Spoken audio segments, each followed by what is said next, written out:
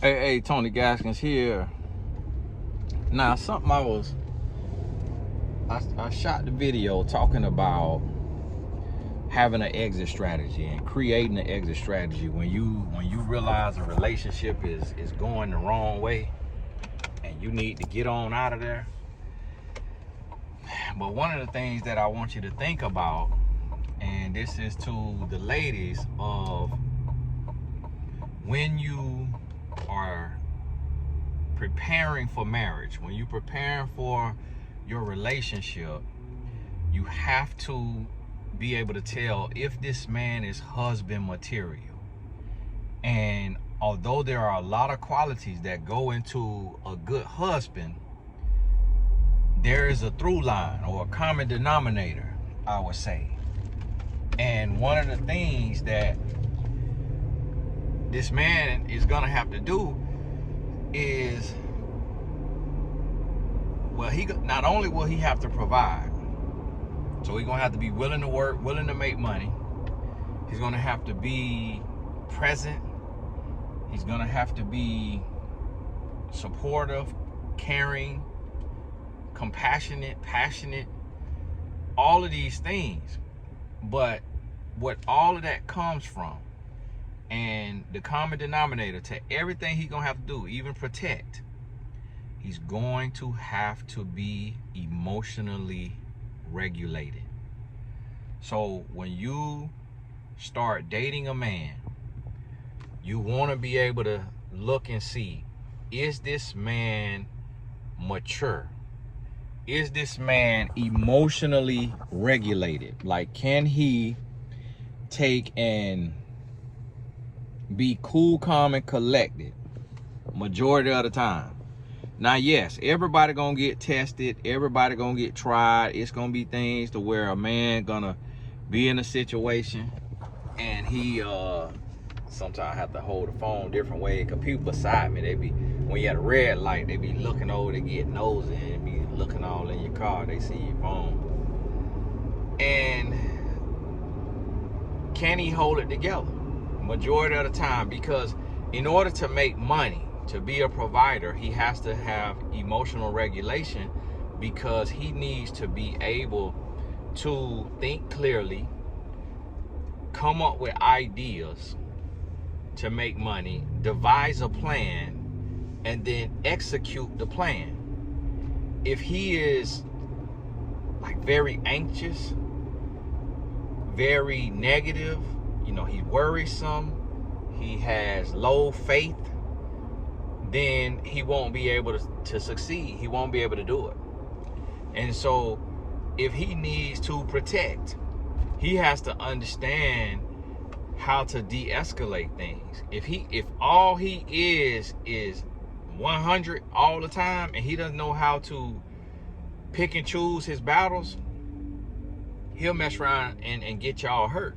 If he always on 10, always on go, no matter what, somebody look wrong, say something, look, anything he ready to stab, then y'all gonna end up losing your life. But if he understand how to pick and choose battles and like what's a threat, what's not really a threat, then you have a higher chance of survival. And what I mean by that is, this could be at youth sports. I remember one day I went to the game with a gun on my waist, because I had got into it the day before with a man, and I just need to be safe in case something popped off. In case he had something on him, I need to have something on me. Cause sometimes if you put hands on somebody and you go to whooping them, they gonna pull out their weapon. Oh, forgive me. Swallowed the wrong way, and try to take your life. And that's what happened to Trayvon Martin. God bless his family. He went to put hand. The man approached him, tried to apprehend him or stop him or question him about why he in the neighborhood. He like, what you doing, bro? I'm walking home. What you mean? And he went to, stop him from walking, put hands on him. Trayvon had to defend himself, went to beating the brakes off the man. The man George Zimmerman pull out the gun, took the young man's life. Here go a grown man taking the life of a child. And that's what can happen any given time. If your man is not emotionally regulated, then he'll be done took somebody's life like George Zimmerman, from being nosy, from being on go all the time. Or if somebody say something to y'all, when you could just walk it off and just go on about your business because you know this person just running off at the mouth, it's just a pump.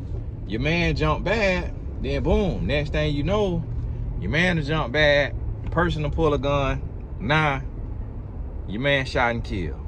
Now you got to take care of the kids by yourself. So you got to be able to pay attention to this. Emotional regulation also means he can control his urges.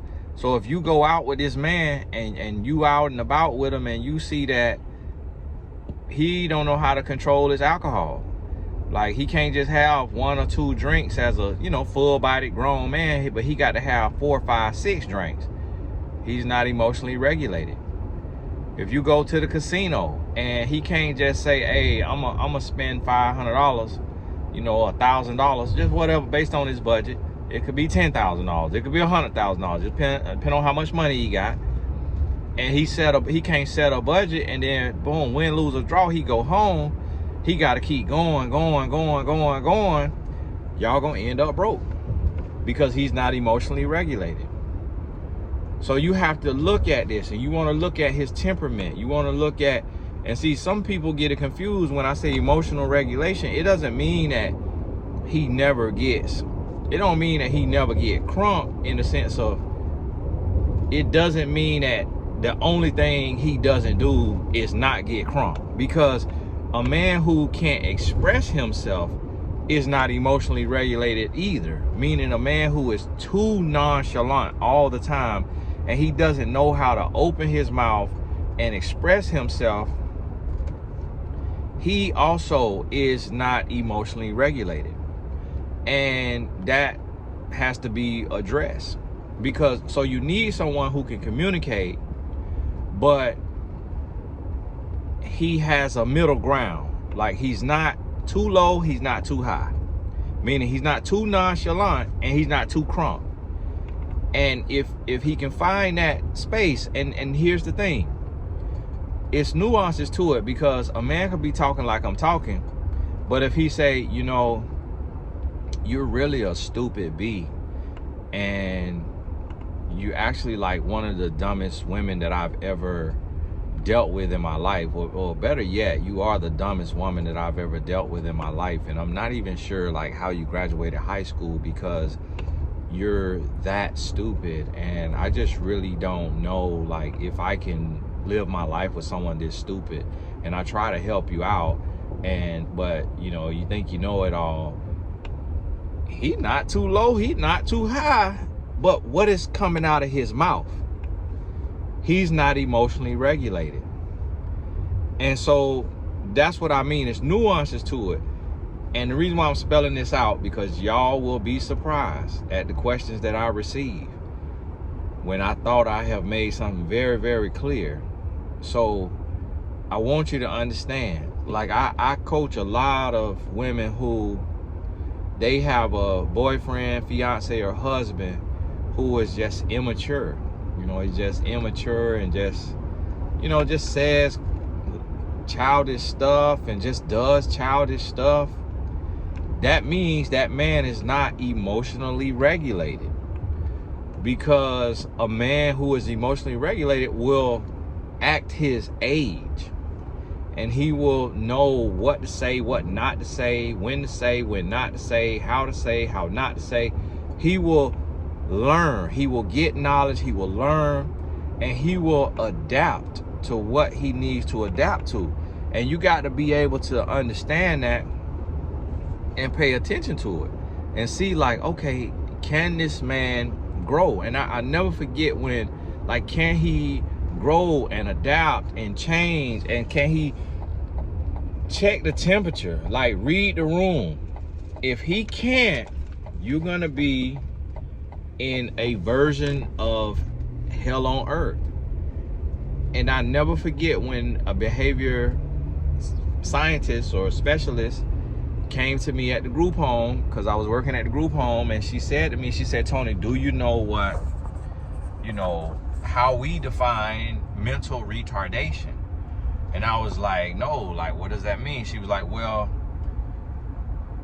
with someone who is mentally retarded, they cannot adapt. She said, if you, proverbially speaking, like metaphorically speaking, she said, if you take them to the edge, they'll jump off. If you push them to the edge, they'll jump off. She was like, whereas you and I, we know how to adapt. We know how to assess and then adjust. And we can make a change. She was like, these individuals that we work with, she was like, that is why when they don't get their way, they go off. Like, they start throwing punches at whoever's in front of them. They break things, they bust walls, windows, because they don't know how to assess, adapt, adjust, and like cool down. So we had to work with the clients, and we had like what we call cool down techniques. So where we had to teach them, like, when you get mad, you count backwards from 10. You take deep breaths. You say your ABCs. Like, we had to have cool down techniques, and we had to have different protocol that they utilize in tough situations. And on every client, one of their diagnosis, and medical diagnosis, one time a mom reached out to me and said they're not using the word retarded anymore. And I'm like, I don't know what word they're using. And because she has a son that is like technically diagnosed as mentally retarded. And I'm like, yeah, they might not be using the word retarded anymore because people use it as a derogatory slur, as a derogatory thing, but I'm not using it like that. I'm using it in the medical sense. And so, but every one of them on their file, it will have their diagnosis. And every one of these clients, these men that I work with, one of their diagnoses was, it said mildly retarded. And so I did not know that was a real thing. Like, I had only just heard it as a slur, and I didn't know what it really meant. But when I'm working with these individuals, they weren't like handicapped.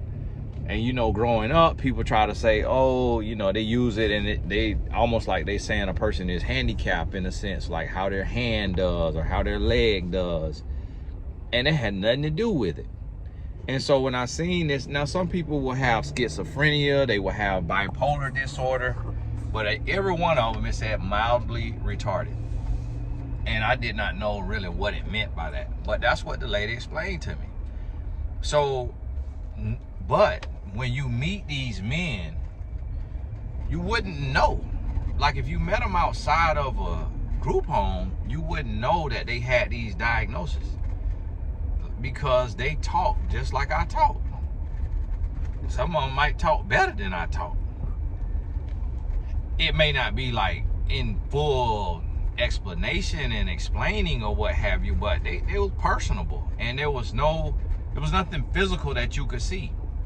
So I say that to say that that mental issue that those men were dealing with, when they reach a certain level and they've learned how to adapt and they have good behavior, they would climb the ranks. And eventually the last rank was to move out on your own and live in your own apartment. You live in your own apartment, you work a job, like you go to a real job, and they would start at the bottom, and just as long as they have good behavior, they keep moving up all the way till they move out. And I knew a couple of guys that got to move out eventually. And then because they would come test you. The behavior specialist would come test you. And they would come test the guys. And if they like flew off the handle and start throwing punches, then they get knocked back down to level 0. Which is another house in another part of town. And then they got to be good for like a whole year, 2 years, 3 years before they get to go to the next level, and then they got to be good there before they go to the next level, like that. And it's a lot of men today that have a version of a retardation, but they live in normal, regular society. Like they work a real job, like a regular job. It's not a job for people with, you know, special needs or disabilities. There are men who work on Wall Street. There's men who are doctors, who are lawyers, who are police officers, who have something in their brain that doesn't allow. There's police officers. That's why so many people losing their life at the hands of a police officer, because the police officer is not emotionally regulated. He cannot read the room. He cannot see that this person is not, he could see that this person is not a threat, but he cannot calm himself down enough to not see this person as an enemy and as less than, as third of a human, and not pull out his gun and shoot this young black man in his back multiple times while he's running away. There's so many black men that have died at the hands of a police officer who is full of hate and rage and cannot emotionally regulate. And that's what you have to be able to identify as a woman when you meet a man and you dating this man. What is his temperament? Like, what can he be trusted? And that's why you got to date this man on a daily basis for a year. If this man get mad and he cursing you out, you're gonna be getting punched in the eye one day. If he get mad and he ghosts you and you don't hear from him for days, and it was just like a petty little argument, you're gonna be emotionally traumatized in that relationship. You have to be able to look and pay attention. Is this man emotionally regulated? I'm having an allergic reaction right now. I don't know what it is either. I don't know what I ate. Y'all gotta forgive me, I'm in allergy season, so I'm trying to detox right now. I have allergies like my son, so I have hives. Certain things I eat or drink, I break out and I get hives. So I'm finna tear this crowd legs up, man. Probably gonna get some highs off of it, but hey, got to do it. God bless you. We'll talk soon. I'm gonna be putting up these, little topics and things of that nature. So, post your questions in the comments. If you say something stupid in the comments, I'm blocking you. Point blank, period. And again, these here, my comments is for, you can tell your story. You can tell your story. You can encourage somebody. This ain't for your opinion. Your page is for your opinion. That nobody don't come on here to hear your opinion. They come into Tony Gaskin's YouTube channel. But the way the mind works, if they read your opinion, it may confuse them. So I'm deleting opinions. Start you a channel, put your opinion on now. But on here, it's just about encouragement and support. And if you got a personal testimony, you can share that. But hey, God bless you. We'll talk soon.